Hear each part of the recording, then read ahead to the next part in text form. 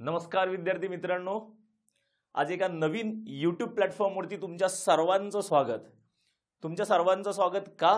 कारण आज एका नवीन प्लॅटफॉर्मवरती भेटतं. या अगोदरही आपण भेटत होतो यूट्यूबच्या माध्यमातून, पण आता ही भेट एका नवीन प्लॅटफॉर्मवरती होते. आणि ते नवीन प्लॅटफॉर्म म्हणजे कुठला? तर जॉग्राफी बाय अवधूत कल्याणे हा नवीन प्लॅटफॉर्म या यूट्यूब प्लॅटफॉर्मवरून. या अगोदरही आपण विद्यार्थ्यांना परीक्षेच्या दृष्टिकोनातून ज्या काही गोष्टी महत्त्वाच्या होत्या त्या यूट्यूबच्या माध्यमातून आपण पोहोचवत होतो, शेअर करत होतो. इथूनही पुढे ते काम चालू राहील. पण ते काम आता एका नवीन प्लॅटफॉर्मवरती सुरू होत आहे आणि तो नवीन प्लॅटफॉर्म जॉग्राफी बाय अवधूत कल्याणे या नवीन प्लॅटफॉर्मवरती. काळजी करू नका, जॉग्राफी आणि अवधूत कल्याणे आणि हे यूट्यूब चॅनल कंटिन्युअसली चालू राहील तुमच्या आणि तुमच्या मदतीसाठी. फक्त अपेक्षा काय की तुम्ही ह्या नवीन प्लॅटफॉर्मला थोड्याशा भरभरून शुभेच्छा द्याल, एवढीच. आता भेटण्याचं कारण काय? कारण आता गट ब आणि गट क आयोगाने काय केलंय की थोडासा सिलेबसमध्ये बदल केले. गट ब आणि गट क च्या सिलेबसमध्ये बदल करून एक नवीन गोष्ट आपल्यासोबत, काही गोष्टी नवीन आपल्यासोबत आयोगाने ठेवलेल्या. ही गोष्ट जर बघितली तर पूर्व परीक्षेमध्ये तर काही बदल झालेले दिसत नाहीत आपल्याला. पूर्व परीक्षेचा सिलेबस ॲज इट इज आहे, जसा अगोदरही गट ब आणि गट क ला होता. पण आता बदललंय काय? थोडासा मुख्य परीक्षेचा पोर्शन थोडासा बदल केलाय. काही गोष्टी निघून गेल्यात, काही गोष्टी नव्याने ॲड झाल्यात. ह्या नव्याने ॲड झालेल्या गोष्टी कोणत्या आहेत वगैरे त्या बघूयात आपण. विशेषतः आज आपण काय बोलणार आहेत तर भूगोलामध्ये मुख्य परीक्षामध्ये जो काही बदल झालेत, सिलेबसमध्ये बदल झालेत त्याच्यावरती चर्चा करणार आहेत. बऱ्याच मुलांचा हा संभ्रम आहे की सर मग पूर्व परीक्षेला वेगळा, मुख्य परीक्षेला वेगळा, थोडासा ताण वाढलाय. मग ह्या सगळ्या गोष्टी बिलकुल ताण घेऊ नका. जोपर्यंत आपण इथं भेटत आहेत यूट्यूबवरती, कसलाही भूगोलाचा ताण घ्यायची आवश्यकता नाही किंवा गरजही नाही. मग मुख्य परीक्षेमध्ये नेमकं काय झालंय? मुख्य परीक्षेमध्ये एका गोष्टीची भर पडली आहे भूगोलामध्ये, तर ती कुठली? कारण मुख्य परीक्षेला अगोदर फक्त आणि फक्त महाराष्ट्राचा भूगोल होता. आता मुख्य परीक्षेला भारताचा भूगोल सुद्धा ऍड केले. ही एक गोष्ट नव्याने भूगोलामध्ये ऍड केली आहे. जी गोष्ट आपण प्रिलिम्सला बघत होतो तीच गोष्ट आपल्याला नव्याने कुठं पण बघावी लागणार आहे, तर मुख्य परीक्षेमध्ये बघावी लागणार आहे. त्याच्यासोबत आणखी काय मुख्य परीक्षेला भूगोलाच्या सोबत आणखी काय ऍड केलंय तर त्याच्यासोबत पर्यावरणाचे मुद्दे काही ऍड केलेत. त्याच्यानंतर भूगोलाचा कुठला भाग ऍड झाला नव्याने तर remote sensing, aerial photography, drone photography आणि GIS जॉग्राफिकल इन्फॉर्मेशन सिस्टीम ज्याला म्हणतो, असे काही मुद्दे नव्याने ऍड झालेत. पण त्याची काळजी करण्याची आवश्यकता बिलकुल नाही. कारण जी गोष्ट तुम्ही प्रिलिम्सला करत होता त्याच थोड्याफार फरकाने तुम्हाला ती गोष्ट मेन्सला करावी लागेल. खूप काही फरक आहे अशातला भाग नाही. फरक आहे निश्चित आहे, पण थोडेसे फरक आहेत. जिथं कुठं फरक आहेत तिथं आपण निश्चित बघू या व्हिडिओमध्ये. आजच्या व्हिडिओमध्ये आपण काय बघणार आहेत तर गट ब आणि गट क ह्यांचा जो काही पूर्व आणि मुख्य परीक्षेचा जो काही सिलेबस आहे, ह्या सिलेबसला आपल्याला पूर्व परीक्षेसोबतच मुख्य परीक्षेची तयारी कशी करता येईल सायमल्टेनियसली, आणि आपला वेळ वाचवता येईल भूगोलाचा. आणि वाचलेला वेळ आपल्याला मुख्य परीक्षेचे जे काही पॉईंट्स आहेत, पर्यावरण नव्याने ऍड झालंय, रिमोट सेन्सिंग नव्याने ऍड झालंय, ह्या नवीन ऍड झालेल्या पॉईंटला तो आपल्याला वेळ देता येईल. चला जास्त वेळ न घेता आपण कुठं जाऊयात तर गट ब आणि गट क पूर्व व मुख्य परीक्षा 2023 यांच्या अभ्यासक्रमाच्या विश्लेषणाकडे जाऊयात. मी सुरुवातीला पूर्व परीक्षेचा जर अभ्यासक्रम बघितला तर पूर्व परीक्षेच्या अभ्यासक्रमामध्ये आपल्याला जवळजवळ आयोगाने 10 मुद्दे दिलेत. पूर्व परीक्षेच्या अभ्यासक्रमात आपल्याला किती 10 मुद्दे दिलेत. त्याच्यातला पहिलाच पॉईंट आहे तुम्हाला पृथ्वी म्हणून. ह्या पोर्शनमध्ये पृथ्वी म्हणून पॉईंट आहे. त्याच्यानंतर जगातले विभाग असा पॉईंट आहे. पण ह्या मुद्द्यांवरती जर बघितलं तर आयोगाने दिला तर सिलेबस खरा, पण जास्त काही प्रश्न विचारताना दिसत नाही. तरी सुद्धा आपल्याला काही बेसिक गोष्टी पृथ्वीच्या बाबतीतल्या गोष्टी बघाव्या लागतील. पृथ्वीचं परिवलन काय, परिभ्रमण काय, कारण आयोगाने सिलेबसमध्ये दिलं तर आयोगाचा तो अधिकार आहे. कधी ना कधी तरी आयोग त्या मुद्द्यावरती येईल आणि प्रश्न विचारेल.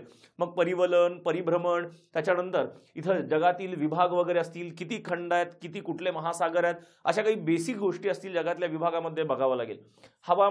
हवामान जर बघितलं आपण इथं, आता जगाचा हवामान नाही आहे, हे हवामान कुठलं असेल तर महाराष्ट्र आणि भारताचा हवामानावरती आपल्याला प्रश्न अपेक्षित आहेत. त्याच्यानंतर अक्षांश आणि रेखांश, अक्षवृत्त आणि रेखावृत्त हाही मुद्दा आपल्याला प्रिलिम्सला बघावा लागेल. हे जर 2 मुद्दे जर बघितले, हे 2 मुद्दे अक्षांश, रेखांश, जगातील विभाग आणि पृथ्वी, हे फक्त आपल्याला प्रिलिम्सला दिसतात. हे मुद्दे आपल्याला मेन्सला दिसत नाहीत किंवा मुख्य परीक्षेला दिसत नाहीत. त्याच्यामुळे ह्या मुद्द्यांचा जो काही अभ्यास आहे, ह्या 3 मुद्द्यांचा अभ्यास आपल्याला कुठं करावा लागेल? फक्त पूर्व परीक्षेसाठी करावा लागेल. मुख्य परीक्षेला ह्याची आवश्यकता जास्त पडणार नाही. मग मुख्य परीक्षेला कशाची आवश्यकता पडेल? हवामान मुद्दा दिलाय आपल्याला. हवामानशास्त्र म्हणून दिलं आपल्याला मुख्य परीक्षेला, पण त्याच्यावरती जाणार आहेत पुढं. फक्त मी आता अंदाज देतो की आपल्याला मुख्य परीक्षेला काय आहे आणि प्रिलिम्सला काय आहे. त्याच्यानंतर महाराष्ट्रातील जमिनीचे प्रकार, मृदा संपत्ती, जिथं आपण महाराष्ट्राची मृदा संपत्ती बघतो, जी पूर्वलाही बघायचो आपण, मुख्यलाही बघायचो, तिथं त्या पोर्शनवरती सुद्धा हा भाग पूर्व आणि मुख्य परीक्षेला असेल. त्याच्यानंतर पर्जन्यमान, परत हवामानाचाच घटक आहे. आपल्याला मुख्य परीक्षेलाही आलेत पर्जन्य प्रमाणानुसार विभाग असा सिलेबस आपला मुख्य परीक्षेला पण आलाय. हा भागही मुख्य परीक्षेला असेल. पिकं, महाराष्ट्रातली जी काही प्रमुख पिकं आहेत, हा पोर्शन जर बघितला तर हा पोर्शन आपल्याला फक्त प्रिलिम्सला बघता येईल. मेन्सला ह्याच्यावरती जास्त काही कुठं उल्लेख होताना दिसत नाही सिलेबसमध्ये. त्याच्यामुळं हा पोर्शन कुठं असेल, प्रिलिम्स पुरता मर्यादित असेल. त्याच्यानंतर शहरं म्हटलं की राजकीय महाराष्ट्र किंवा राजकीय भारतवाला पोर्शन आला, जो आपल्याला परत मुख्य परीक्षेला आलाय. नद्या, असाच पॉईंट एमपीएससीने परत कुठं तर मुख्य परीक्षेच्या सिलेबसला दिलाय. आणि उद्योगधंदे इत्यादी वगैरे सगळं. इत्यादीमध्ये समजून घ्या, ज्या ज्या गोष्टी इथं मेन्शन नाहीत आणि आयोगाने प्रश्न विचारलेत त्या सगळ्या गोष्टी कुठं मध्ये आल्या, इत्यादीमध्ये आल्या.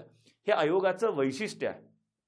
आयोगाचं वैशिष्ट्य काय, आयोग कधीही तुम्हाला एकदम छोट्या मुद्द्यामध्ये सिलेबस देत नाही, एकदम एक्सप्लेन करून देत नाही. ही आपली स्किल आहे की आपण सिलेबस ओळखायचा आहे आणि नेमका आयोगाला काय अपेक्षित आहे ह्याच्यावरून आपण माहिती घ्यायची आहे सगळी, ह्या पोर्शनवरून. आणि माहिती घेण्यासाठी आपल्याला सिलेबस तर आहेच आहे, सोबत आणखी कुठली गोष्ट आहे तर आयोगाचे प्रिव्हियस इयर क्वेश्चन्स आहेत.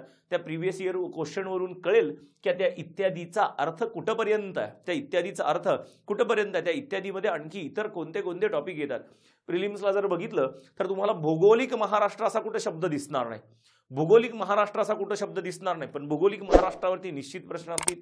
इथं जर बघितलं खनिज संपत्ती किंवा वनसंपत्ती असा कुठलाही भाग तुम्हाला दिसणार नाही. पर्यटन, दळणवळण असा कुठलाही भाग दिसणार नाही. तरी सुद्धा आयोग प्रश्न विचारतोय. ते कुठं दिलं आयोगाने, इत्यादीमध्ये दिलंय. हे जे काही 10 मुद्दे आहेत प्रिलिम्सचे आणि हे 10 मुद्दे आपल्याला मेन्सला सुद्धा कसे कामाला येतील त्या भागावरती जाऊयात. एकदा मुख्य परीक्षेच्या पोर्शनवरती जाऊयात. नवीन जो काही अभ्यासक्रम आलाय त्या अभ्यासक्रमावरती जाऊयात. अभ्यासक्रमाचे मुद्दे मी एका बाजूला लिहिलेत, ह्या बाजूला अभ्यासक्रमाचे मुद्दे मांडलेत आणि दुसऱ्या बाजूला महाराष्ट्र, त्या मुद्द्यामध्ये आपल्याला महाराष्ट्र आणि भारतामध्ये नेमकं काय बघायचं आहे ही गोष्ट आपल्याला क्लिअर कळली पाहिजे. कारण आता मुख्य परीक्षेला महाराष्ट्रासोबत भारत सुद्धा क्लिअर कट मेन्शन केला आहे आयोगाने. असं नाही की आता इत्यादीमध्ये मेन्शन केलाय, क्लिअर मेन्शन आहे महाराष्ट्र व भारताचा भूगोल म्हणून. त्याच्यामुळे अभ्यासक्रमातले मुद्दे, त्याच्यातला महाराष्ट्राचा भाग आणि त्याच्यातला भारताचा भाग असे 2 कॉलम असतील आणि तिसरा इथं जर बघितला तर अभ्यासक्रमाच्या मुद्द्यांचा कॉलम असेल. पहिला जर सिलेबसचा पॉईंट, 15 पॉईंट आहेत सिलेबसचे, पण हे सिलेबसचे पॉईंट आपल्याला समजतील, आपल्या मेंदूला पटकन ऍक्सेप्ट होतील अशा टप्प्यामध्ये मी डिवाइड केलेत. मी आयोगाच्या मुद्द्यानुसार गेलो नाही, आयोगाचे मुद्देच घेतलेत मी, पण तो सिक्वेन्स जरा वेगळा लावलाय कारण तो सिक्वेन्स आपल्याला समजेल ह्या पद्धतीने आहे. मग आपण सुरुवातीला गेलो तर आयोगाच्या मुद्द्यामध्ये पहिली गोष्ट काय दिसेल आपल्याला तर राजकीय विभाग आणि प्रशासकीय विभाग. राजकीय आणि प्रशासकीय विभाग ह्याचा अर्थ काय, तुम्हाला राजकीय महाराष्ट्र बघायचा आहे आणि तुम्हाला राजकीय भारत सुद्धा बघायचा आहे. राजकीय महाराष्ट्र आणि राजकीय भारत बघायचा आहे. ही गोष्ट आपण प्रिलिम्सला पण बघतोय, मग राजकीय महाराष्ट्र जे लोकांची एमपीएससी आता यावर्षी नवीनच वर्ष आहे, ज्यांना आणखी एक्सप्लेनेशन सिलेबसचा जरा थोडासा अर्थ ज्यांना माहिती नाही त्यांच्यासाठी ही विशेष गोष्ट. जुन्या लोकांना माहिती आहे की राजकीयमध्ये काय येणार आहे नेमकं, की महाराष्ट्र असेल भारत असेल, पण नवीन लोकांनी विशेष लक्ष द्या. राजकीय महाराष्ट्रामध्ये काय येईल तर महाराष्ट्राचं स्थान, विस्तार आणि क्षेत्रफळ, त्याच्यानंतर कुठं असेल महाराष्ट्राची स्थापना असेल, महाराष्ट्राच्या स्थापनेच्या रिलेटेड ज्या काही गोष्टी असतील त्या विचारल्या जातील, राजकीय सीमा विचारल्या जातील, वायव्येला कोण, उत्तरेला कोण, दक्षिणेला कोण, हे सगळं विचारलं जाईल. त्याच्यानंतर महाराष्ट्राचे प्रशासकीय विभाग विचारले जातील, जिथं आपल्याला प्रशासकीय महाराष्ट्र दिलाय किंवा प्रशासकीय विभाग असा शब्द दिलाय तर महाराष्ट्राचे प्रशासकीय विभाग विचारले जातील. प्रशासकीय विभागानंतर महाराष्ट्रातले जिल्हे आणि तालुके हा सगळा भाग कुठं असेल तर राजकीय महाराष्ट्रावरचा भाग असेल. सेम गोष्ट कुठं बघावी लागेल, भारताच्या भूगोलामध्ये बघावी लागेल. भारताच्या भूगोलामध्ये जर आलो आपण तर इथं परत भारताचं स्थान, विस्तार, क्षेत्रफळ हा मुद्दा बघावा लागेल. त्याच्यानंतर भारतातले जे काही प्रशासकीय विभाग आहेत, प्रशासकीय विभाग आता कुठले, इथं राज्य आणि केंद्रशासित प्रदेश हे विभाग आहेत. इथं राज्य आणि केंद्रशासित प्रदेश हे विभाग आहेत, तर राज्य आणि केंद्रशासित प्रदेशांची माहिती घ्यावी लागेल आपल्याला की कोणतं राज्य कुठं आहे नकाशामध्ये किंवा काय वगैरे. त्याच्यानंतर भारताची भूसीमा आहे, त्याच्यानंतर भारताची जलसीमा आहे, भारताची भूसीमा, भारताची जलसीमा, अशा काही गोष्टी राजकीय भारतामध्ये बघाव्या लागतील. असं कुठं बघावं लागेल आपल्याला, राजकीय भारतवाल्या पोर्शनमध्ये बघावं लागेल. हे सिलेबसचे 2 मुद्दे, राजकीय विभाग आणि प्रशासकीय विभाग, आपल्याला पहिल्या पार्टमध्ये हा भाग कव्हर करावा लागेल. त्याच्यानंतर थोडंसं पुढे येऊयात. अभ्यासक्रमाचा मुद्दा काय दिलाय बघा, महाराष्ट्र व भारताचा प्राकृतिक भूगोल. जसं इथं क्लिअरली मेन्शन केलं प्राकृतिक भूगोल, प्रिलिम्सला असं काहीही मेन्शन नाही. ते आपल्याला कन्सिडर करावं लागेल की आयोग इथं प्रश्न विचारणार आहे आणि हा भाग आपल्याला अभ्यास करून जायचा आहे. महाराष्ट्राचा व भारताचा प्राकृतिक भूगोल तर दिलायच, पण सोबत मुख्य प्राकृतिक विभाग, पर्वत व पठारे आणि विविध भूरूपे ही अशीच मुद्दे आपल्याला कुठे आणावी लागतील. हे प्राकृतिक विभाग, पर्वत, पठारे आणि विविध भूरूपे हे सगळे मुद्दे कुठे येतील तर महाराष्ट्राचा प्राकृतिक भूगोल आणि पुढे जाऊन भारताचा प्राकृतिक भूगोल. हे सगळे मुद्दे आपल्याला कुठल्या टॉपिकमध्ये इन्क्लूड करावे लागतील सिलेबसचे हे 4 मुद्दे तर महाराष्ट्राचा प्राकृतिक भूगोल आणि भारताचा प्राकृतिक भूगोल. मग महाराष्ट्राचा प्राकृतिक भूगोल बघायचा आपल्याला तर अगोदर काय बघावं लागेल, ह्या प्राकृतिक घटकांमुळे महाराष्ट्राच्या कुठं नैसर्गिक सीमा निर्माण झाल्यात.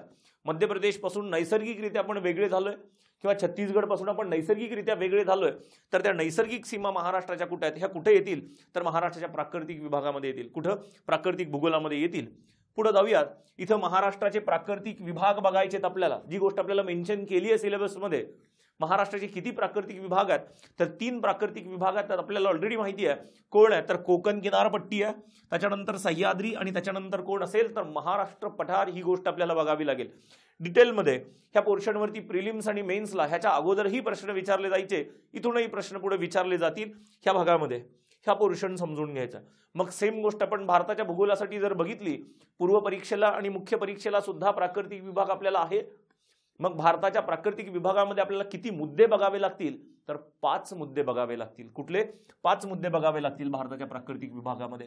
इथे जर बघितलं तर भारताच्या प्राकृतिक विभागामध्ये किती 5 मुद्दे बघावे लागतील आपल्याला. 5 मुद्दे कोणते जर बघितलं तर हिमालय पर्वत.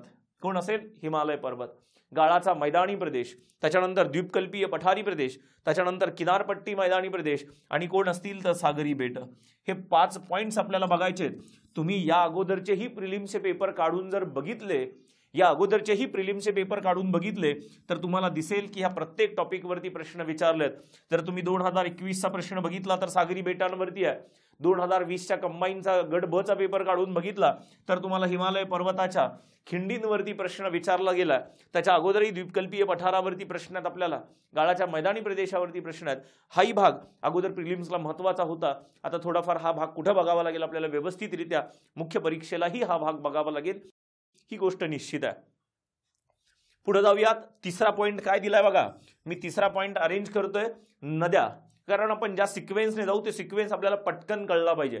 राजकीय महाराष्ट्र किंवा राजकीय भारत, प्राकृतिक महाराष्ट्र किंवा प्राकृतिक भारत, नदी प्रणाली सुद्धा बघावी लागेल. आता नद्या, नदी प्रणाली बघावी लागेल. परत महाराष्ट्रातली नदी प्रणाली आणि भारतातली नदी प्रणाली. महाराष्ट्रातली नदी प्रणाली म्हटलं की परत पूर्ववाहिनी नदी प्रणाली आणि कोण आलं पश्चिम वाहिनी नदी प्रणाली. कोण आलं पश्चिम वाहिनी नदी प्रणालीचा भाग आला. ह्या दोन्ही गोष्टी आपल्याला बघाव्या लागतील. पूर्ववाहिनी नदी प्रणालीमध्ये माहिती आपल्याला गोदावरी नदी, भीमा नदी, कृष्णा नदी, ह्या सगळ्या नद्यांचा भाग बघायला लागेल. पैनगंगा, वर्धा, वैनगंगा हा भाग. ह्याचे काही जर बघितलं पण तर आता इथून पुढे युट्यूबवरती ह्या नद्यांवरती प्रश्न सुद्धा येतील आपल्या नवीन प्लॅटफॉर्मवरती. त्याच्यानंतर जर बघितलं किंवा व्हिडिओ सुद्धा आपण ह्या नद्यांच्या भागावरती बनवणार आहेत येणाऱ्या काही कालावधीमध्ये. मग नर्मदा नदी असेल, तापी नदी असेल, कोकणातल्या नद्या असतील, हा सगळा भाग आपल्याला कुठं बघायचा आहे तर महाराष्ट्रातल्या नदी प्रणालीमध्ये बघायचा आहे. मग आपल्याला शेवटी भारतातली नदी प्रणाली पण बघावी लागेल ना, कारण आता तोही पोर्शन मुख्य परीक्षेला आलाय आणि मुख्य परीक्षेच्या सिलेबसमध्ये सरळ सरळ मेन्शन केलं नद्या म्हणून. मग ज्यावेळेस आपण भारताची नदी प्रणाली बघतो तर भारताच्या नदी प्रणालीमध्ये 2 भाग करावे लागतील. हिमालयामध्ये उगम पावणाऱ्या नद्या आणि द्वीपकल्पीय पठारी प्रदेशावरती उगम पावणाऱ्या नद्या. हिमालयामध्ये नदी उगम पावणाऱ्या प्रमुख 3 नद्या आहेत. त्याच्यामध्ये एक सिंधू नदी असेल, दुसरी गंगा नदी असेल आणि तिसरी ब्रह्मपुत्रा नदी असेल. ह्या नद्यांचा आपल्याला अभ्यास करावा लागेल. पूर्व परीक्षेला सोबत सुद्धा मुख्य परीक्षेला सुद्धा हा पॉइंट आपल्याला महत्वाचा ठरेल. ही गोष्ट आपल्याला पूर्व परीक्षेला सुद्धा आहे. पूर्व परीक्षेला सुद्धा भारताच्या नदी प्रणालीवरती अधूनमधून कधीतरी एमपीएससी प्रश्न विचारते, आयोग प्रश्न विचारतो. त्याच्यामुळे प्रिलिम्सला सुद्धा हा विषय असेल आपल्याला आणि मेन्सला सुद्धा असेल. मग हिमालयातल्या नद्या ज्या काही प्रमुख नद्या आहेत त्यांच्या उपनद्या, बाकीच्या सगळ्या गोष्टी आपल्याला उघडणे आल्या. आता द्वीपकल्पीय पठारी प्रदेशावरच्या नद्या सुद्धा महत्वाच्या आहेत. आता द्वीपकल्पीय पठारी प्रदेशावरती पूर्ववाहिनी आणि पश्चिम वाहिनी असा भाग पडायला सुरुवात होईल. अगोदर आपण पूर्ववाहिनी नद्यांवरती जाऊयात. कुठल्या? द्वीपकल्पीय पठारी प्रदेशावरच्या. सुवर्णरेखा नदी, ब्राह्मणी नदी, बैतराणी नदी, कावेरी नदी अशा काही महत्वाच्या आहेत. मी फक्त तुम्हाला फॉर एक्झाम्पल म्हणून लिस्ट घेतली आहे इथं. अशा अनेक आपल्याला महत्वाच्या नद्या बघायच्यात ज्या पठारी प्रदेशावरती उगम पावतात आणि पूर्व बाजूला म्हणजे बंगालच्या उपसागराला जाऊन मिळतात. मग पश्चिम बाजूच्या नद्यांमध्ये जर उदाहरणं बघितली आपण तर ह्या पश्चिम बाजूच्या नद्यांमध्ये ज्या नद्या अरबी समुद्राला जाऊन मिळतात, नर्मदा नदी असेल, तापी तर आपण महाराष्ट्रामध्ये डिटेलमध्ये बघणार आहेत. त्याच्यानंतर साबरमती नदी असेल, मही नदी असेल, त्याच्यानंतर लुणी नदी असेल, ह्या सगळ्या नद्या कुठल्या आहेत? पश्चिम वाहिनी आहेत. ह्याच्यामध्ये सुद्धा आणखी काही नवीन 1-2 नावं ऍड होतील ज्यावेळेस आपण हळूहळू ह्या पोर्शनवरती जाऊयात. ज्यावेळेस आपण ह्याचे युट्यूबवरती व्हिडिओ सुद्धा बनवेन. मी पुन्हा सांगतो तुम्हाला ह्या भागावरती नदी प्रणालीवाला पोर्शन थोडासा इथं जर बघितलं, जी लोक आता राज्यसेवा मुख्य परीक्षा 2022ला आहेत, जी लोक राज्यसेवा मुख्य परीक्षा 2022ला आहेत त्यांच्यासाठी ही विशेष माहिती. जर तुमच्यापैकी कोणी हे व्हिडिओ बघत असतील तर 2022ची परीक्षा आणखी आपली पुढे आहे, थोडासा वेळ आहे आणखी आपल्या मुख्य परीक्षेला 2022च्या. तुम्हाला वाटतंय की जॉग्रफीमध्ये आपल्याला आउट ऑफ मार्क्स मिळावेत, जास्तीत जास्त मार्क मिळावेत, जेणेकरून आपल्या पहिला GS1चा जो काही पेपर आहे त्याचा स्कोर आपला चांगल्यात चांगला स्कोर यावा. त्याच्यासाठी तुमच्यासाठी विशेष ही फास्ट ट्रॅक बॅच लॉन्च केली आपण. ही फास्ट ट्रॅक बॅच, ह्या फास्ट ट्रॅक बॅचमध्ये आपण सगळे टॉपिक्स कव्हर करतोय. सगळे टॉपिक्स एकदम सुंदर पद्धतीने आणि कमी वेळामध्ये जास्तीत जास्त मार्क देतील ह्या पद्धतीने आपण फास्ट ट्रॅक ही ऑनलाईन बॅच आपण लॉन्च केली आहे. ही ऑनलाईन बॅच कुठं आहे तर आपलं जे काही नवीन ॲप आलंय, अँड्रॉइड ॲप आलंय जॉग्रफी बाय अवधूत कल्याणे म्हणून, हे ॲप इन्स्टॉल करा. त्या ॲपमध्ये ही तुम्हाला बॅच मिळेल आणि अत्यंत मुख्य परीक्षेच्या लोकांसाठी ही बॅच तुमच्यासाठी कुठलाही आर्थिक ताण न ठेवता अत्यंत कमी किमतीमध्ये ही बॅच लॉन्च केली आहे. ह्या बॅचमध्ये सगळ्या टॉपिकवरती व्हिडिओ असतील, साधारणतः 25+ व्हिडिओ ह्या फास्ट ट्रॅक बॅचमध्ये आहेत.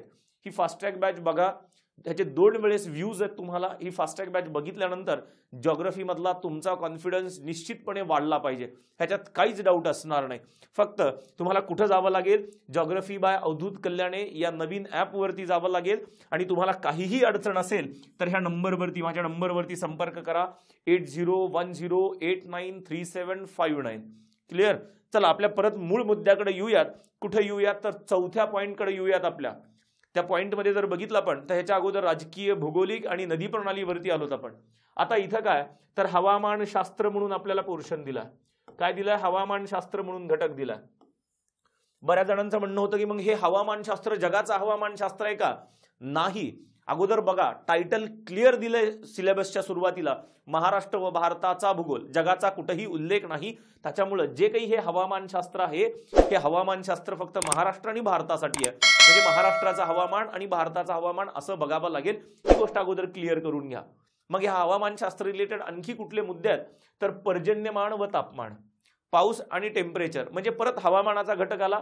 त्याच्यानंतर पर्जन्यातील विभागवार बदल, कोणत्या भागामध्ये किती पर्जन्य पडत आहे. महाराष्ट्राच्या बाबतीमध्ये जर बघितलं, अति जास्त पर्जन्याचा प्रदेश, जास्त पर्जन्याचा प्रदेश, मध्यम पर्जन्याचा प्रदेश, कमी अति कमी पर्जन्याचा प्रदेश, असं जे काही विभागवार विभाजन बघतो आपण पर्जन्याचं, सेम पर्जन्याचं विभाजन कुठं बघावं लागेल तर भारताच्या भूगोलासाठी बघावं लागेल. म्हणजे हे 3 पॉईंट जर आपण एकत्र केले, हवामानशास्त्र, पर्जन्य आणि तापमान आणि पर्जन्यवाद विभागवार बदल, असे जर 3 टॉपिक एकत्र केले आपण, हे 3 सिलेबसचे पॉईंट एकत्र केले तर आपल्याला काय मिळेल तर महाराष्ट्राचं हवामान बघावं लागेल आणि भारताचं हवामान बघावं लागेल. महाराष्ट्राच्या हवामानामध्ये आलोत तर पहिली गोष्ट जी मुख्य परीक्षेला विचारली जाईल तर महाराष्ट्राचं हवामान सगळीकडे सारखं आहे का? नाही. मग एकच महाराष्ट्रात तर हवामान पण एकच असावं असं होत नाही. तर महाराष्ट्राच्या हवामानावरती मग असे कोणते घटक आहेत जे महाराष्ट्राचं हवामान वेगळं करण्यासाठी कारणीभूत आहेत? कारण कोकणामध्ये हवामान वेगळं आहे तर नागपूर, पूर्व विदर्भामध्ये हवामान वेगळं आहे. तर हे कोणते घटक आहेत ते घटक बघावे लागतील आपल्याला. महाराष्ट्राच्या हवामानावरती परिणाम करणारे घटक बघावे लागतील. त्याच्यानंतर हवामानामध्ये दुसरा महत्त्वाचा मुद्दा जिथे आपल्याला MPSC प्रश्न विचारते तो मुद्दा असेल की महाराष्ट्रामध्ये ऋतू आणि त्या ऋतूंचा अभ्यास. कारण आपल्याला पॉईंट दिलाय पर्जन्यमान आणि तापमान, पर्जन्यातील विभागवार बदल म्हणजे कुठं आला तो? पावसाळ्याशी रिलेटेड आला. कुठं? हवामानशास्त्र दिलंय. मग हवामानाशी संबंधित ऋतू सुद्धा बघावे लागतील, उन्हाळा आणि हिवाळा. मग उन्हाळा आणि हिवाळा बघताना काय काय बघावं लागेल आपल्याला तर उन्हाळ्यातलं तापमान काय किंवा हिवाळ्यातलं तापमान काय? कारण तापमानातले बदल दिलेत आपल्याला. तापमान हा पॉईंट दिला ना. मग उन्हाळ्यात तापमान कुठून कुठं वाढतं, कुठून कुठं कमी होतं. तापमान जर वाढत असेल किंवा कमी होत असेल तर त्याचा फरक कुणावरती पडणार आहे, त्याचा बदल कुणावरती होणार आहे, तर हवेच्या दाबावरती होईल. मग हवेचा दाब वाढेल का कमी होईल ती गोष्ट बघावी लागेल. आता हवेचा दाब बदलतोय म्हणजे वारे वाहायला सुरुवात होतील, कारण एअर प्रेशरमध्ये डिफरन्स निर्माण झाला की वारे निर्माण झाले. वारे कुठून कुठं वाहतील, पाऊस पडतो का ह्या कालावधीमध्ये, आणि ह्या कालावधीमध्ये उन्हाळा असेल किंवा हिवाळा असेल, हवेमध्ये आर्द्रतेचं काही प्रमाण असतं का, ह्या सगळ्या गोष्टी आपल्याला मुख्य परीक्षेला विचारल्या जाऊ शकतात. त्याच्यामुळे महाराष्ट्रातले ऋतू बघणं गरजेचं आहे. उन्हाळा, हिवाळा, त्याच्यानंतर महत्वाचा ऋतू ज्याच्यावरती सर्वाधिक जास्त प्रश्न आहेत पावसाळा, जो तुम्हाला आम्हाला सगळ्यांना आवडतो. मग महाराष्ट्राच्या आणखी हवामानामध्ये काय बघावं लागेल, त्रिवार्तांचं महाराष्ट्राच्या हवामानाचं वर्गीकरण बघावं लागेल. मग आपल्याला हे वर्गीकरण जर बघितलं तर 3 भागामध्ये AM असेल, BS असेल आणि कोण असेल तर AW असेल, हे 3 वर्गीकरण, हे 3 विभाग बघावे लागतील. ह्या विभागांची वैशिष्ट्ये सुद्धा बघावी लागतील आपल्याला, ह्या विभागांची वैशिष्ट्ये सुद्धा बघावी लागतील. मग महाराष्ट्र सोडून आपण भारताच्या हवामानामध्ये आलोत तर सेम गोष्ट भारताच्या हवामानामध्ये, भारताचं हवामान सुद्धा केरळपासून कन्याकुमारीला जाईपर्यंत हवामान बदलतं. तर ते भारताच्या हवामानावरती परिणाम करणारे घटक कोणते कोणते आहेत हा पहिला मुद्दा इथंही असेल. मग भारतातले जर बघितलं तर हे सगळे घटक आहेत जे भारताच्या हवामानावरती परिणाम करतात. अक्षवृत्तीय विस्तार असेल, भौगोलिक रचना असेल, समुद्र सानिध्य असेल, नेमका ITCZ काय हे बघावं लागेल, आणि मोसमी वारे, हे सगळे घटक कशा पद्धतीने भारताच्या हवामानावरती परिणाम करतात ही गोष्ट आपल्याला समजून घेणं आवश्यक आहे. हा थोडासा काय म्हणता येईल त्याला संकल्पनात्मक भाग आहे, ती गोष्ट आपण व्यवस्थित समजून घेऊया. नंतर भारतातले ऋतू जर बघितले तर इथं सुद्धा भारतातल्या ऋतूंचा अभ्यास करावा लागेल. उन्हाळा असेल, हिवाळा असेल आणि मग कोण असेल तर पावसाळा असेल. इथं सुद्धा आपल्याला पावसाळ्यावरती नैऋत्य मोसमी वारे म्हणता येईल, त्याला पावसाळ्याला काय म्हणता येईल, नैऋत्य मोसमी वाऱ्यांचा अभ्यास करावा लागेल. एवढा भाग तर महाराष्ट्र आणि भारताकडे कॉमन होता. आता काय तर महाराष्ट्राच्या बाबतीत आपल्याला परत वर्गीकरण विचारलं जातं, त्रिवार्तांचं वर्गीकरण. कुणाचं, त्रिवार्ता यांनी जे काही हवामानाचं वर्गीकरण केलंय तर त्याचे कोणते टप्प्यात भारतामध्ये, आणि त्याच्यानंतर कोण असेल तर डॉक्टर कोपेन म्हणून आहेत. ह्या कोपेनचं सुद्धा आपल्याला वर्गीकरण बघावं लागेल. कुठं तर ह्या भारताच्या हवामानामध्ये. ही बेसिक गोष्ट आहे. इथं हे जे काही हवामानाचे मुद्दे होते, ह्या हवामानाच्या मुद्द्यामध्ये आपल्याला महाराष्ट्र आणि भारताच्या हवामानामध्ये सुद्धा काय बघायचं आहे ही गोष्ट आपल्याला क्लिअर समजून घ्यावी लागेल. पुढे जाऊयात. मुद्दा दिलाय नैसर्गिक संपत्ती. मुद्दा काय दिलाय, नैसर्गिक संपत्ती. नैसर्गिक संपत्तीमध्ये 2 गोष्टी दिल्यात, एक वनसंपत्ती आणि खनिज संपत्ती. एक वनसंपत्ती आणि खनिज संपत्ती. मग वनसंपत्ती महाराष्ट्र आणि भारताची वनसंपत्ती, खनिज संपत्ती महाराष्ट्र आणि परत भारताची खनिज संपत्ती. इथं जर बघितलं वनसंपत्तीमध्ये आपल्याला कॉमन अभ्यास करता येईल महाराष्ट्र आणि भारतातील वनसंपत्ती. महाराष्ट्र आणि भारतातील वनसंपत्ती ज्यावेळेस बघतो आपण त्यावेळेस काय बघावं लागेल आपल्याला, वनांचे प्रकार बघावे लागतील. महाराष्ट्रात कोणते वनांचे प्रकार आहेत, भारतात कोणते वनांचे प्रकार आहेत. जसं महाराष्ट्रामध्ये जर बघितलं वनांचे 7 प्रकार पडतात महाराष्ट्रामध्ये. उष्णकटिबंधीय सदाहरित, त्याच्यानंतर उष्णकटिबंधीय निमसदाहरित, उपउष्णकटिबंधीय सदाहरित, त्याच्यानंतर आर्द्र पानझडी, शुष्क पानझडी वन, काटेरी वन आणि खारफुटीची वन, हे जे काही 7 प्रकार पडतात तसेच वनांचे प्रकार भारतामध्ये कोणते कोणते आहेत ती गोष्ट आपल्याला बघावी लागेल. त्याच्यानंतर वन संवर्धनाच्या काही योजना आहेत का, जसं ह्याच्या अगोदरही MPSCने विचारलं, आयोगाने विचारलं आपल्याला की संत तुकाराम वनग्राम योजना विचारली आपल्याला. त्याच्या ह्या अशा ज्या काही योजना आहेत, अशा योजना भारतामध्ये काही वन योजना आहेत का, वन संवर्धनाच्या योजना आहेत का, ज्या बेसिक आपल्याला विचारल्या जाऊ शकतात. अशा वन संवर्धनाच्या योजना सुद्धा बघणं गरजेचं आहे. आणि मग ह्याला थोडासा करंटचा टच देता येईल आपल्याला. जो काही फॉरेस्ट रिपोर्ट म्हणतो आपण, वन परिस्थिती अहवाल, जो सध्या दर 2 वर्षांनी सादर होतो, 2021 मध्ये सादर झालाय. 2021 मधल्या वन अहवालाचे काही घटक असतील, ते महत्वाचे घटक महाराष्ट्राच्या संदर्भातले आणि भारताच्या संदर्भातले, हे दोन्ही घटक आपल्याला बघावे लागतील. कुठं, वनसंपत्तीमध्ये. वनसंपत्ती सोबतच प्राणी संपत्ती सुद्धा येते, कारण आयोग इथे देत जरी नसलं तर प्रश्न मात्र ह्याच्यावरती विचारतं. मी प्रिलिम्सच्या अभ्यासक्रमामध्ये पण तुम्हाला सांगितलं, प्रिलिम्सच्या अभ्यासक्रमामध्ये कुठेही वनसंपत्ती खनिज संपत्ती असा मुद्दा नाही, पण प्रिलिम्सचे प्रश्न काढून बघा, तुम्हाला वनसंपत्ती तर दिसेलच दिसेल, वनसंपत्ती सोबत प्राणी संपत्तीवरती प्रश्न विचारताना आयोग दिसेल. मग प्राणी संपत्तीमध्ये काय बघायचं आहे, मग काही महाराष्ट्रातली प्रमुख, इथं फोकस थोडंसं महाराष्ट्रावरती असेल. महाराष्ट्रातली अभयारण्य कुठली आहेत, वाईल्ड लाईफ सँच्युरीज कुठल्या आहेत, त्याच्यानंतर महाराष्ट्रामध्ये व्याघ्र प्रकल्प आहेत का, देशामधले व्याघ्र प्रकल्प, देशामध्ये किती व्याघ्र प्रकल्प आहेत, कधी सुरुवात झाली आहे वगैरे, त्याच्या रिलेटेड जे काही फॅक्ट्स असतील ते. त्याच्यानंतर राष्ट्रीय उद्यान आहे.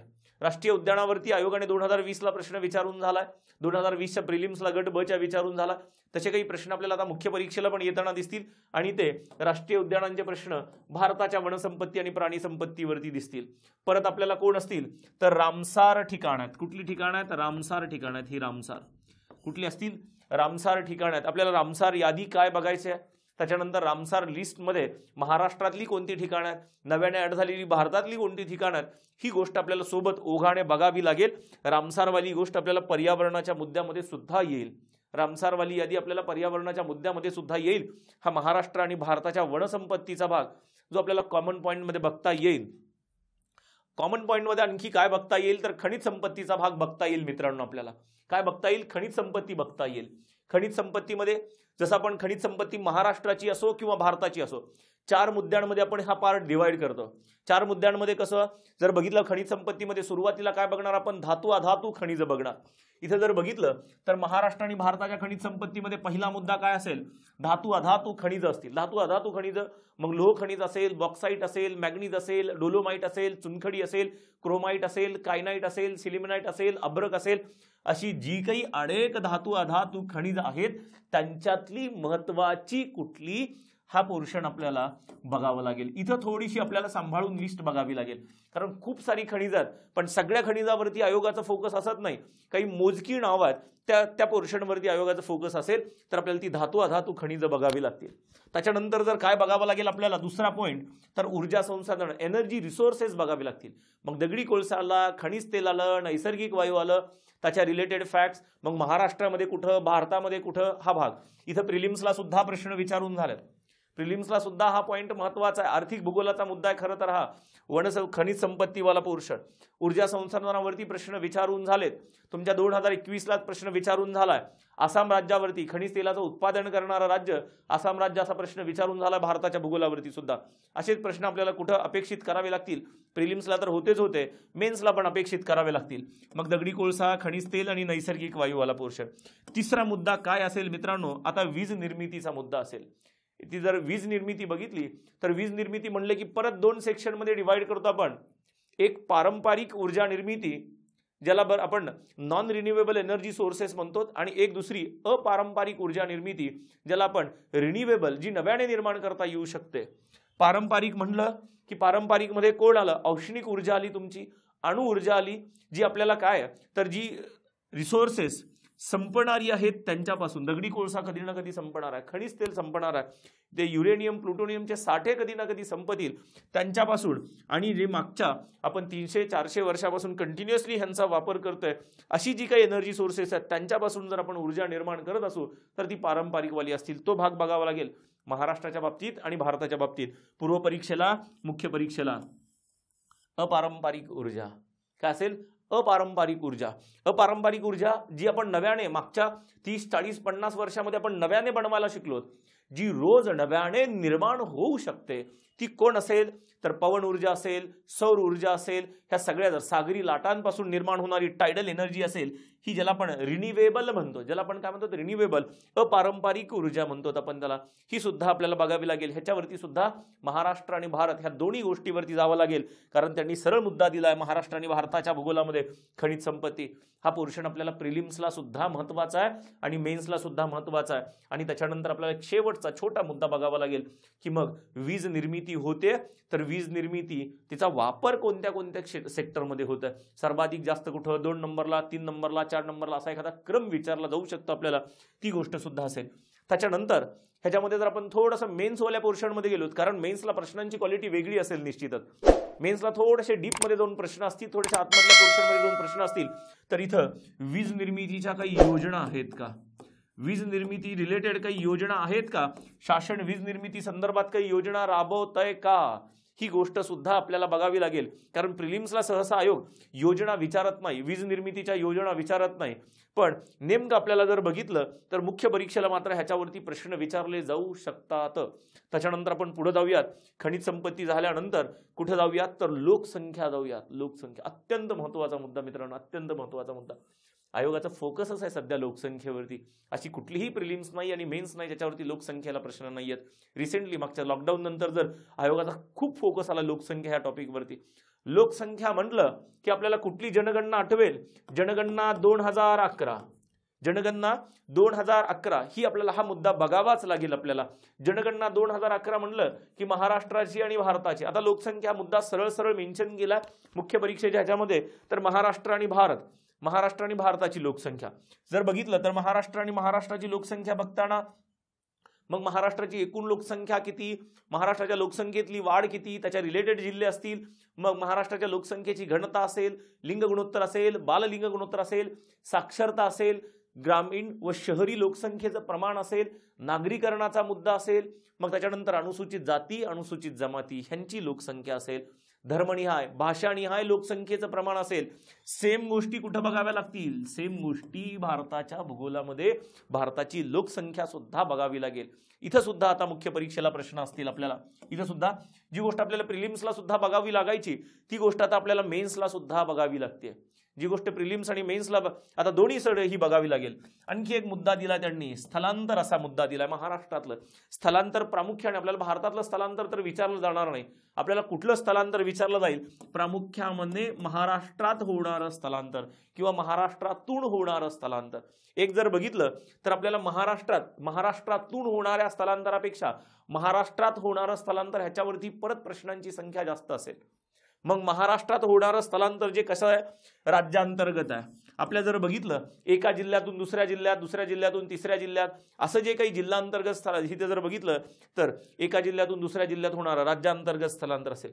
जिल्ह्यातल्या जिल्ह्यात होणारं स्थलांतर सुद्धा असेल. जिल्हा अंतर्गत ज्याला म्हणतो आपण, एका जिल्ह्यातून त्याच जिल्ह्यामध्ये होणारं स्थलांतर, ती सुद्धा गोष्ट असेल. हे राज्यातला भाग झाला महाराष्ट्रातल्या. जसं मराठवाड्यातून किंवा विदर्भातल्या एखाद्या जिल्ह्यातून एखादा व्यक्ती पुण्यात यावा, मुंबईत यावा, ठाण्यात यावा, तर हे राज्यांतर्गत स्थलांतर आहे. मग हे स्थलांतर होण्याची कारणं काय आहेत? ही स्थलांतर होण्याची कारणं काय आहेत? ती कारणं बघावी लागतील आपल्याला. स्थलांतराची कारणं सोबत बघावी लागतील. पण ज्या भागातून स्थलांतर होत आहे तिथं काय परिणाम होत आहे स्थलांतरणाचे, आणि ज्या भागामध्ये ही लोक येतात, ज्या भागामध्ये स्थलांतरण होत आहे, जिथं येऊन राहतात, त्या भागामध्ये सुद्धा काय समस्या नेमक्या निर्माण होतात, काय गोष्टी बदलतात तिथं, ती गोष्ट स्थलांतरणाच्या बाबतीत बघावी लागेल. आणि दुसरी गोष्ट काय बघावी लागेल की मग महाराष्ट्रात परराज्यातून सुद्धा, महाराष्ट्रात कर्नाटकमधून होत आहे, महाराष्ट्रात गुजरातमधून होत आहे, महाराष्ट्रात मध्य प्रदेशमधून होत आहे, युपी बिहारमधून महाराष्ट्रात स्थलांतर होत आहे, तर ते परराज्यातून होणारं स्थलांतर मग कोणत्या राज्यातून सर्वात जास्त होत आहे त्याचा क्रम बघावा लागेल आपल्याला. आणि ते स्थलांतर परराज्यातून का महाराष्ट्रात होत आहे ह्याची कारणं विचारली जाऊ शकतील आपल्याला. क्लिअर? थोडंसं पुढे जाऊयात. आणखी एक मुद्दा दिला आपल्याला, ग्रामीण वसाहतींचे प्रकार. काय मुद्दा दिला आपल्याला?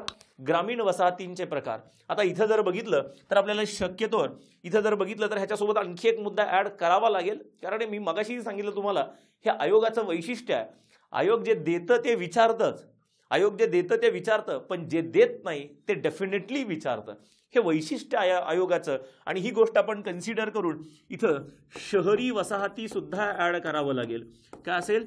शहरी वसाहती सुद्धा आपल्याला काय करावं लागेल? ऍड करावं लागेल. जरा अगोदर ग्रामीण वसाहतीकडे जाऊयात. ग्रामीण वसाहतीचे जे काही प्रकार आहेत ना मित्रांनो, ग्रामीण वसाहतीच्या प्रकारावरती रिसेंटली काही प्रश्न विचारून झालेत. 2020च्या प्रिलिम्सला प्रश्न विचारून झाला, 2021च्या प्रिलिम्सला प्रश्न विचारून झाला. मग ग्रामीण वसाहतींचे जे काही प्रकार पडलेत त्याचं वर्गीकरण 2 प्रकारे होतं. एक, ग्रामीण भागामध्ये असणाऱ्या घरांची संख्या आणि त्या घरांमधलं अंतर. ग्रामीण वसाहतीमध्ये असणाऱ्या घरांची संख्या आणि त्यांच्यातील अंतर, त्याच्यावरून एक वर्गीकरण केलं गेलं. हे जर वर्गीकरण बघितलं आपण तर विखुरलेल्या वसाहती, सहत वसाहती, केंद्रित वसाहती, ह्या ज्या खंडित वसाहती, हे जे काही वसाहतींचे प्रकार आहेत हे कशावरून आहेत? तर त्या वसाहतीमध्ये असलेल्या घरांची संख्या आणि त्या 2 घरांमधलं अंतर किती आहे त्याच्यावरती आहे. दुसरं वर्गीकरण कसं आहे? त्या वसाहतीचा आकार कसा आहे. ते पूर्ण वसाहत जर बघितली तर ती पूर्ण वसाहत वर्तुळाकार आहे का, ती पूर्ण वसाहत अशी बाणाकृती आहे का, ती वसाहत अशी त्रिकोणाकृती वसाहत आहे का, असे जे काही बाह्य आकार आहेत वसाहतींचे त्याच्यावरून काही प्रकार पाडले गेलेत. इथं जर बघितलं त्रिकोणाकृती वसाहत असेल, बाणाकृती वसाहत असेल, त्याच्यानंतर हा जर भाग बघितला तर वर्तुळाकार वसाहत असेल. राज्यसेवा मुख्य परीक्षेला हा पोर्शन आहे आणि तिथून जवळजवळ हा पोर्शन आपल्याला आलाय. तिथं ह्याच्यावरती सुद्धा राज्यसेवा मुख्य परीक्षेचे सुद्धा आपल्याला काही प्रश्न ह्याच्या रिलेटेड बघावे लागतील. काय दिलं नाही, शहरी वसाहती दिलं नाही. ही गोष्ट आपल्याला डेफिनेटली बघावं लागेल की शहरी वसाहतींचे काय प्रकार आहेत, कोणते कोणते प्रकार आहेत. मग नगर कुणाला म्हणायचं, महानगर कुणाला म्हणायचं, प्रमहानगर कुणाला म्हणायचं, सन्नगर कुणाला म्हणायचं, ही ज्या काही गोष्टी आहेत ह्या गोष्टी कुठे येतात तर शहरी वसाहतींच्या ह्याच्यामध्ये येतात. त्याचे क्रायटेरिया काय, नेमका शहरी भाग कुणाला म्हणायचं ह्याच्यावरती सुद्धा मुख्य परीक्षेला प्रश्न असतील. मी मगाशीही सांगितलं आयोगाचं वैशिष्ट्य जे देत नाही ना त्याच्यावरती तर हमखास प्रश्न असतात. तीच गोष्ट आपल्याला समजून घ्यायची आहे. त्याच्यानंतर आणखी एक मुद्दा दिलाय, झोपडपट्ट्या व त्यांचे प्रश्न. झोपडपट्ट्या व त्यांचे प्रश्न, असे प्रश्न सहसा प्रिलिम्सला नाहीत, पण मेन्सला मात्र याच्यावरती विचारले जाऊ शकतात. इथे जर बघितलं तर झोपडपट्ट्या निर्मितीची कारणं बघावी लागतील. झोपडपट्टी निर्माण होण्यामागं विशेषतः शहरी भागामध्ये झोपडपट्टी निर्माण होते तर त्याची कारणं काय, नेमकी ती कारणं आपल्याला शोधावी लागतील. त्याच्यानंतर दुसरी गोष्ट, मग शहरी भागामध्ये मोठ्या प्रमाणात झोपडपट्ट्या निर्माण होतात तर ती झोपडपट्ट्या निर्माण झाल्यानंतर त्या भागामध्ये काय समस्या निर्माण होतात नेमक्या. एकदा प्रश्न विचारला आयोगाने ह्याच्यावरती की कोणत्या राज्यामध्ये झोपडपट्टीमध्ये राहणाऱ्या लोकांची संख्या सर्वाधिक जास्त आहे आणि ती संख्या कुठे आहे, महाराष्ट्रात सर्वाधिक जास्त आहे. झोपडपट्टीमध्ये राहणाऱ्या लोकांची संख्या सर्वाधिक जास्त कुठे आहे तर महाराष्ट्रामध्ये आहे. ही गोष्ट आपल्याला माहिती असावी. म्हणून हा पॉईंट जर बघितला तर हे 2 पॉईंट, निर्मितीची कारण आणि समस्या, हा भाग बघावा लागेल. त्याच्यानंतर जी गोष्ट आपल्याला बघावी लागेल ना ती कुठली, मग झोपडपट्ट्या मोठ्या प्रमाणात निर्माण होत आहे, त्यातून अनेक समस्या निर्माण होतात. मग शासन झोपडपट्टी कमी करण्यासाठी, झोपडपट्टीचा एरिया कमी करण्यासाठी नेमके काय प्रयत्न करताय किंवा काय योजना राबवतंय शासन, ही गोष्ट सुद्धा आपल्याला बघावी लागेल. मग झोपडपट्टी पुनर्वसन योजना कुठल्या, त्याच्यामध्ये आणखी कुठल्या कुठल्या योजना आहेत, त्यांचे काय आहेत ते क्रायटेरिया आपल्याला बघावे लागतील. झोपडपट्टी पुनर्वसनाच्या योजना सुद्धा बघाव्या लागतील मित्रांनो आपल्याला. हा सगळा सारासार पॉईंट आहे. इथं जर बघितलं पण तर आपल्याला सिलेबसचे मी म्हणलं मुख्य परीक्षेला 15 पॉईंट्स दिलेत. हे जर आपण इथं फक्त आकडे 9 दिसतात पण आपण एकाच पॉईंटमध्ये 2-3 पॉईंट ऍड केलेत. जसं आपण प्राकृतिकवाल्या पोर्शनमध्ये गेलो तर जर पर्वत, पठार, प्राकृतिक विभाग असे पॉईंट तिथं ऍड केलेत. हवामानामध्ये गेलो तर पर्जन्य आणि तापमान, त्याच्यानंतर पर्जन्यवार विभागातले बदल, असे 2 पॉईंट आपण त्याच्यामध्ये ऍड केलेत. टोटल 15 पॉईंट्स दिलेत मित्रांनो तुम्हाला. टोटल काय असतील, हे 15 पॉईंट्स दिलेत. ह्या 15 पॉईंटचा डिटेल अभ्यास करावा लागेल. ह्या 15 पॉईंट्स आपल्याला डिटेल अभ्यास करावा लागेल. आता गोष्ट झाली आहे का, गंमत झाली आहे का बघा. अगोदर जर जुना पॅटर्न बघितला पण 2022 पर्यंतचा तर पीएसआयला सिलेबस थोडा वेगळा, एसटीआयला वेगळा, त्याच्यानंतर एएसओला वेगळा. तुम्हाला कुठली तरी एक एक्झाम टार्गेट किंवा 2 एक्झाम टार्गेट कराव्या लागायच्या आणि तेवढ्या 2 एक्झामवरती फोकस करून आपल्याला त्या 2 एक्झाममध्ये पोस्ट मिळेल का वगैरे अशी काहीतरी प्रयत्न करावे लागायचे. पण आता थोडंसं गोष्ट बदलली आहे. काय झाली आहे, गट ब आणि गट क प्रिलिम्सचा सिलेबस सारखा, मुख्य परीक्षेचा सिलेबस सारखा.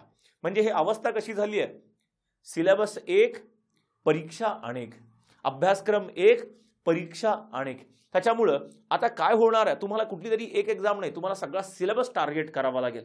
आता एक्झाम टार्गेट करून जमणार नाही. आता मला हेच पाहिजे, मला तेच पाहिजे अशी एक पर्टिक्युलर कुठली पोस्ट टार्गेट करून जमणार नाही. आता काय करावं लागेल, आता सिलेबस टार्गेट करावं लागेल.